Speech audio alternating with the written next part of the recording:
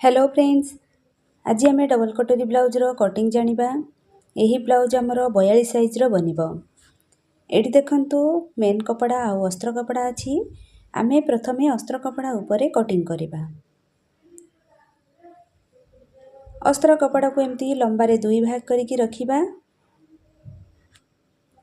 Folding side को निज आड़ को रखिबा जेहेतु आमे प्रथमे बैक पार्ट रो कटिंग करिबा। स्क्रीन उपरे जो मेजरमेंट मु देइछि सेही मेजरमेंट पुराना ब्लाउज रो ही मु बाहर करिछि। प्रथमे ब्लाउज रो लंबा माप नबा। ब्लाउज रो लंबा 14.5 इंच बनियार अछि तो आमे एठी 1 इंच बढ़ेकी 15.5 इंच रे मार्क करिबा। शोल्डर आमे रखिबा 5.5 इंच जेहेतु हमर डीप नेक अछि। आर्म होल लाइन पई 6 इंच रे मार्क करिबा। एबे आमे चेस्ट नबा। चेस्ट हमर 42 इंच अछि तो 42 रो 4 भाग रो गोटे भाग ठी 10.5 इंच रे मार्क करिबा आउ 2 इंच मार्जिन रखिबा। अंटार माप 36 इंच अछि तो 36 रो 4 भाग रो गोटे भाग ठी 9 इंच रे मार्क करिबा आउ 1 इंच अंटार प्लेट पई मार्क करिबा आउ 2 इंच मार्जिन रखिकी एम्ति ड्रा करिबा। आर्म होल रो शेप देबा पई एही कोण पाखरु 1 इंच रो मार्क करिकी एम्ति फिटिंग लाइन पर्यंत आउ fitting line Tharu 2 point down करिकी एम्ति शेप देकी हमें कटिंग करिबा। बेकर चौड़ाटा आमे 2 इंच रखिबा। आ कांधर पटीटा जदि अधिका चौड़ा हो जाउथिबो आर्म होल साइड रु आमे हाफ इंच एम्ति मार्क करिकी कटिंग करि नबा। बेकर लंबाटा 10 इंच बनियार अछि तो आमे एठी 10.5 इंच रे मार्क करिबा आ तळपट साइड रे चौड़ाटा 3 इंच रखि एम्ति राउंड शेप दबा। डीप नेक रे सब बेले कांधर पटी को बेक आडू केमति हल्का भाबरे डाउन करिकी कटिंग करिबा। अंटार प्लीट पकिया पई fitting line Tharu middle point mark करिबा। मिडिल पॉइंट सीधा रे टक्स रो लंबाटा 5 इंच रखिबा। अंटार सीधा पोर्शन आनिया पई एई कड साइड रु हाफ इंच मार्क करिकी टक्स लाइन पर्यंत एम्ति तिरछा भाबरे कटिंग करिबा। बैक पार्ट हमर कटिंग हे गेला। एही बैक पार्ट को रखिकी हमें फ्रंट पार्ट रो कटिंग करिबा। कपड़ार एई कड साइड रु हमें फ्रंट पार्ट रो कटिंग करिबा। देखंतु बैक पार्ट को नबा ऊपर साइड रे एम्ति रखिबा साइज करके रखिबा। बैक पार्ट हमर जेमति अछि हमें पूरा सेम भाबरे ड्रा करिबा। सेम भाबरे ड्रा कर सारला परे बैक पार्ट को हमें काढी नबा।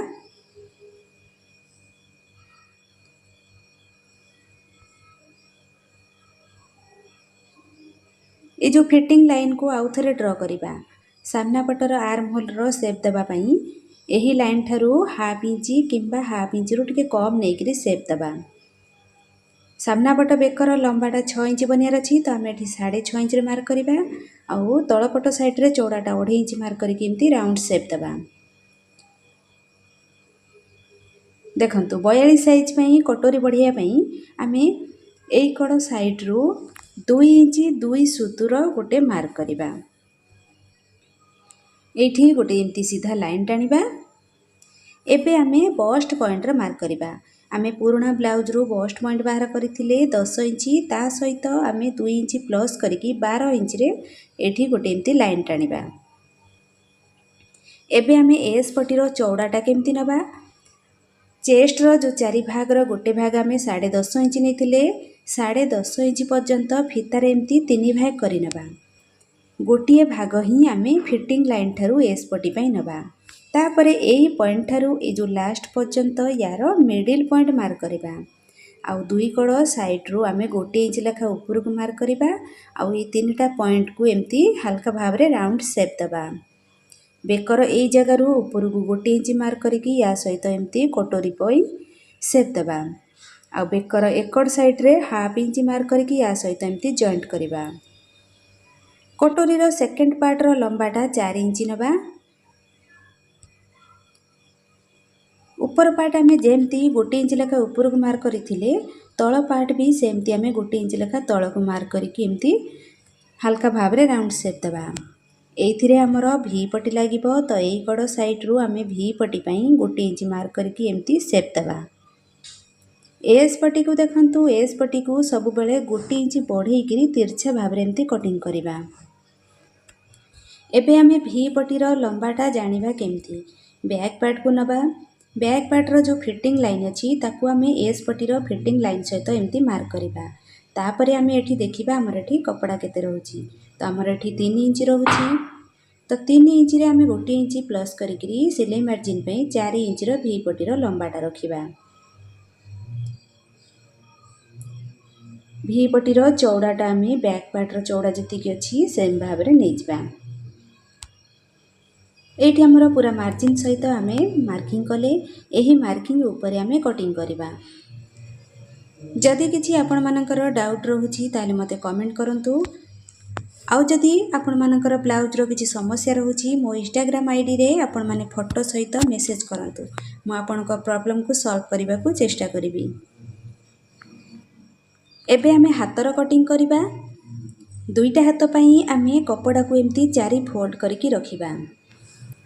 गोटे पट साइड रे आम कपड़ा जॉइंट करवा कहीं कपड़ार चौड़ा टे कम अच्छी। एबे आम बैक पार्ट को नबा। बैक पार्टर आर्म होल गोलेईर माप जानी नबा। कांध पाखरु हाफ इंच छाड़ी फिटिंग लाइन पर्यंत एमती मापिबा। तो ये आमर 9.5 इंच होची। यही कपड़ार फोल्डिंग पाख साइड रु हाथर लंबा माप नबा। हाथर लंबा ये 9 इंच बनार अच्छी। तो आम ये 10 इंच मार्क करवा। आर्म होल लाइन पे आम 3.5 इंच मार्क करवा। एबे आम ऊपर लाइन जो टाणिले से कोण पाखरु फिता को रखिकी आर्म होल लाइन पर्यंत आम जोटी आमर जोटी 9.5 इंच होची सेठी आम मार्क करवा। तापरे ऊपर लाइन ठारू एमती हाथर शेप देबा। हाथर मोहरी एठी 6 इंच रे मार्क करवा। आउ 2 इंच मार्जिन रखिकी एमती हाथर कटिंग करिनबा। हाथर एमती कटिंग कर साला परे हाथ को खोलिकी रखिबा। यही गोटे पट साइड रु आम हाफ इंच मार्क करके सामने पटर आर्म होल शेप देके आम कटिंग करवा।